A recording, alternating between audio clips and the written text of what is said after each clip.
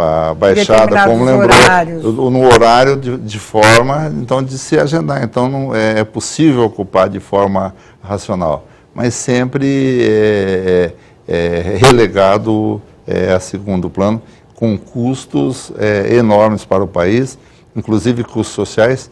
O deputado Vitor lembrou bem, inclusive com risco de... E os impactos ambientais para quem mora? Quem vai para a Baixada Santista sabe que tem bairros ali nas encostas. Você sabe disso. Os impactos ambientais, o caminhão é poluente, né? Esse tempo parado com o motor ligado gera, como disse bem, lembrou o deputado Rafael Silva, um prejuízo à economia, né? Então, se a gente pensar todos os fatores, mas uma coisa precisa puxa a outra. Mais uma puxa a outra. Uma logística aí. E eu pensei que o Rafael, que é entusiasta do que eu vou falar, fosse tocar nesse assunto. Crime maior quando se optou pela rodovia contra a ferrovia. Porque se você tivesse ainda, você tinha um sistema ferroviário para Santos, você teria condições de desafogar violentamente. Eu fiquei quieto, porque eu falei, o Rafael vai dar um show em cima disso. Ele participa da comissão de valorização e conhece o nosso interior. Ele deve ter sido um habitué de trem, viu, Rafael? A falta do trem, ela indica o quê? Indica a cabeça pequena do administrador. Se acabou e agora quer resgatar, né? Então, coisa estranha. Olha, esse país aqui, Vitor, ele não tem tido planejamento. Não existe essa preocupação. Eu falo, o Leandro Bolsonaro, ele teve, mudando um pouquinho, né, mas volto já, ele participou de um programa de habitação popular em São José do Rio Preto, eles acabaram com as favelas. Eu estive com o Leandro Bolsonaro, isso mais de 20 anos atrás, 20 e tantos anos atrás. 46. Então, aí depois eu fui para Brasília, eu trouxe um plano para Ribeirão Preto, para acabar com as favelas de Ribeirão Preto. Naquela época era possível. Eu fiquei 2 dias no Ministério do Interior. Eu levei lá na prefeitura, não houve interesse, tal, eu era vereador na época. Então, hoje, Ribeirão Preto precisa de favela, porque não houve um planejamento, não houve a preocupação. Em Rio Preto, eles tiveram essa preocupação. E o Orlando Bolsoni, ele gerenciou isso tudo, ele liderou esse movimento. Ele não tem nenhuma favela em Rio Preto, pensou no futuro, viu, Vitor? Não tem uma favela em Rio Preto. Vamos falar um pouco de tributos, um assunto que o deputado Vitor Sabença não entende, não gosta de falar. Orlando Bolsoni, que é economista também, e a gente que paga. Olha só que interessante, o Brasil tem a 11ª tarifa de energia mais cara. E por que será? Vamos lá. Mesmo com o pacote de 2012 para reduzir o custo da eletricidade, o Brasil ainda tem a 11ª tarifa mais elevada do mundo.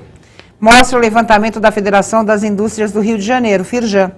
O valor é 8,8% superior à média de uma lista de 28 países selecionados pela entidade, que mantém uma espécie de custômetro da energia permanentemente atualizado. Antes das medidas adotadas pela presidente Dilma Rousseff, o Brasil estava na 4ª posição.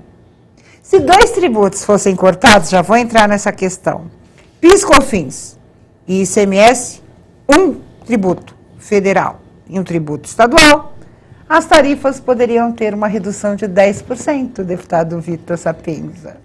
Você vai me permitir falar da teoria do triângulo. Você imagina um triângulo, depois o triângulo de cabeça para baixo. Certo.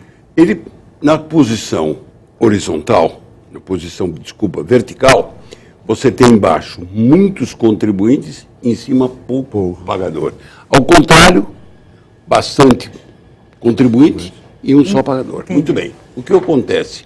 O Estado, ele concentra no combustível, na comunicação e na eletricidade os fatores maiores de contribuição. O que não pode acontecer é, primeiro, E são impostos insonegáveis. Sim, porque você paga a luz, da água, não tem como você sonegar. Você garante com isso daí, eu tô tranquilamente, que nem no imexível, 35% a 40% da arrecadação do Estado está em cima disso daí. Tranquilo, muito bem. Afora isso, você tem um sistema que regula as águas. Quando um rio passa por 2 ou 3 ou 4 estados, já dá confusão onde você vai fazer uma usina. Você tem um problema de muitas e muitas vezes. Eu sou favorável em alguns aspectos ao meio ambiente, porém em outros eu não sou. Porque de repente, se a gente for seguir o que eles querem fazer, nós vamos andar tudo com o índio. Porque é um absurdo, e hoje eu vou fazer um choque aqui, você dá as reservas violentas para os indígenas quando tem tanta gente querendo terra. Mas o grande problema é o seguinte, é a teoria do triângulo. Visto de um lado e visto do outro. Você procura justamente fazer com que onde não haja possibilidade de sonegação, haja arrecadação. Infelizmente não tem como baixar. Não, e tem outra coisa, há um questionamento, eu já vi alguns debates nesse sentido com relação à conta de luz, que nós somos bitributados, porque o cálculo de ICMS que vem na conta de luz é muito maior do que 25%. A gente não consegue saber quanto a gente está pagando, deputado Rafael. Não sabe qual é o cálculo da porcentagem. Exatamente, eles põem lá 25%, aí você vai ver mais. É por dentro e por fora. Olha que maluco, né, deputado Rafael? E a gente paga. Imposto retido. Não, e além dos impostos, quer dizer, estaduais, nós que somos trabalhadores, IR, imposto retido na fonte, não tem como você negar. Não tem como.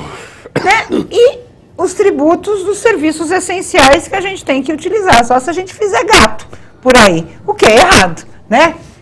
Faz gato e dá incêndio depois. Exatamente. Se você ficar pensando nisso, não é verdade? É verdade. Deputado Rafael. O Vitor usou uma linguagem matemática e demonstrou que ele conhece matemática. Você tem o cálculo por dentro, cálculo por fora.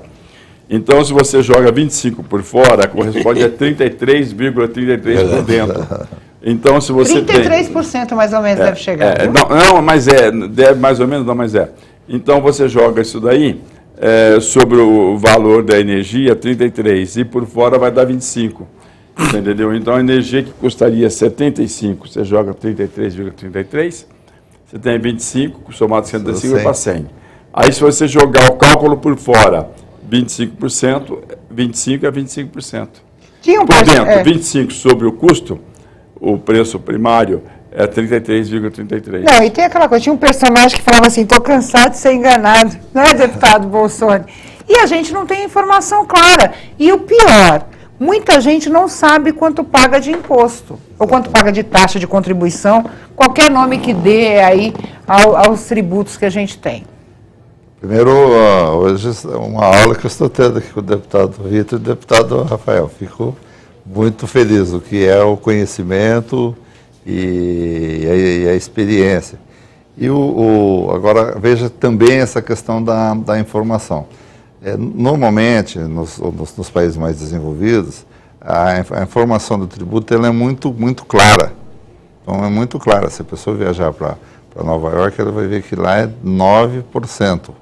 Viajar para outra cidade é 11%, é 8%. Então, é muito claro. E você, inclusive, eles te fornecem o preço, tal qual o Rafael lembrou, vamos supor, R$100, aí eles fornecem.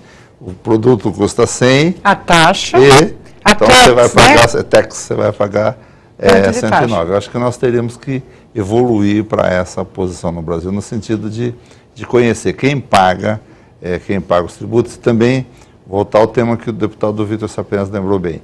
Mas assim tem que ter uma base boa de pagamento, diluir entre todos aqueles que podem pagar, que possam efetivamente contribuir. Vamos falar um pouquinho de violência contra a mulher, nossa quarta e última manchete, um dado que me deixou preocupada, afinal de contas, 1,2% dos acusados de agressão a mulheres são condenados em São Paulo, apenas 1,2%. Vamos saber por quê.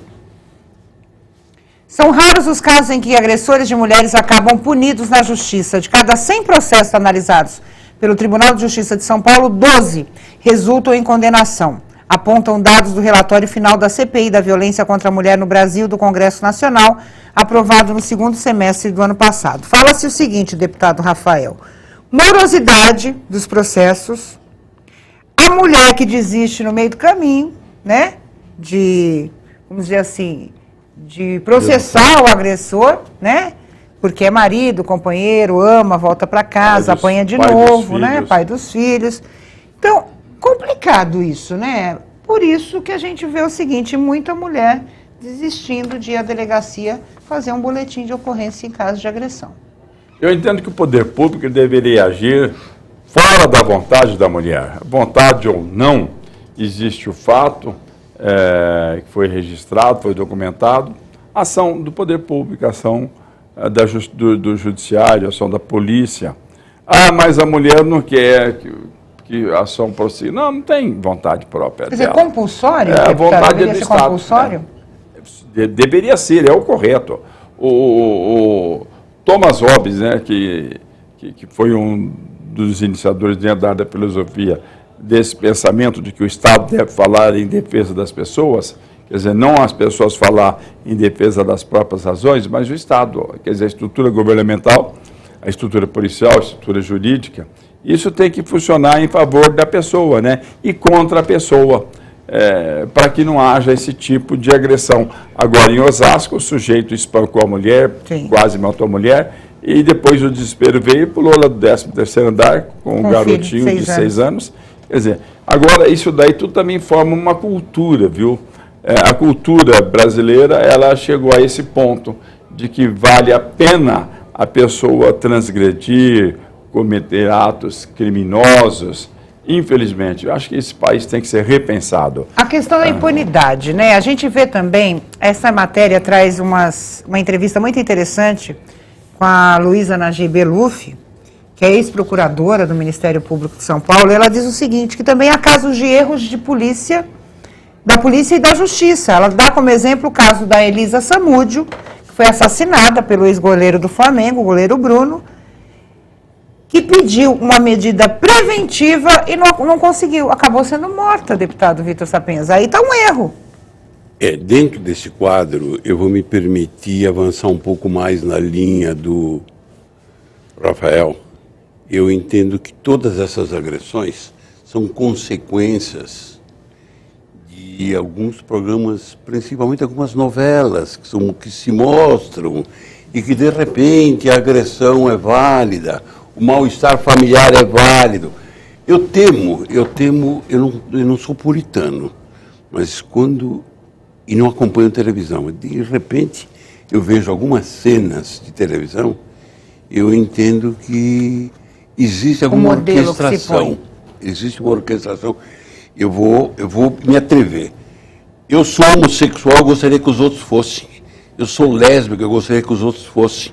Ou seja, eu começo a enaltecer alguns valores que para a época do Rafael, do Bolsonaro, era afrontoso, e hoje eu tento como não, eu sou normal, eu quero ser igual. Então, dentro desse quadro, as coisas vão se deteriorando, e vai deteriorando também o valor que você tem que dar para sua esposa, para sua companheira. Para a família. Porque não importa.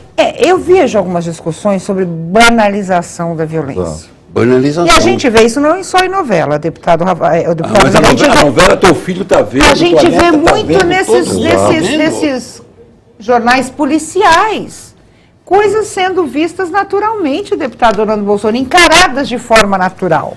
Encarada de forma natural. Tem dois aspectos aí importantes que foram tão bem abordados pelo deputado Sapienza e deputado Rafael. Uma, a questão da deterioração da família e da sociedade do modo geral, dos costumes. Não importa como se constitui, a gente valorizar o que tem de mais sagrado, que é a família.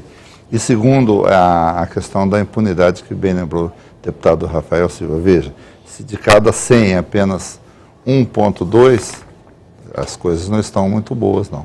E a mulher acaba não acreditando na justiça, né? Eu quero agradecer, deputado Orlando Bolsonaro, deputado Vitor Sapienza, deputado Rafael Silva. Quero agradecer a você. O Manchetes Online vai ficando por aqui. Nós temos um encontro no próximo programa. Um grande abraço e até mais.